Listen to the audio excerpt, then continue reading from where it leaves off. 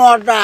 আচ্ছা তখন বলছে আমি বলো বাসপোড়া রাত্রি তো কি করবো স্টপ করার মতো ডাক্তারে রোখে এখানে দিয়েছে কারেন্ট নেই সেই 9টার সময় ডাক্তারে রোখে দিয়ে গিয়েছি হ্যাঁ জি আত্মা ছিল না হ্যাঁ। তাই ওই এর কাছে গিয়ে তো একটু ওষুধ নিয়ে এলাম।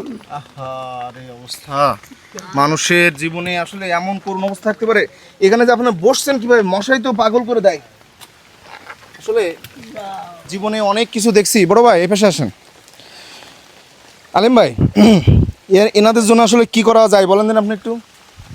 এখন এদের জন্য তো একটা ঘরের ব্যবস্থা তো দূরাত মানে করতে হয়। এখন বৃষ্টির সময় এই কায়দায় মানে আমরা মানুষ হয়ে মানুষই তো এনারা এরকম জায়গায় রাখা যায় না, কিছু একটা করতে হবে না জন্য, তাই না? করতে হবে, তা না করলে তো হয় না। দেখেন এইখানে একটু রাহান তুমি এখানে দেখাও যে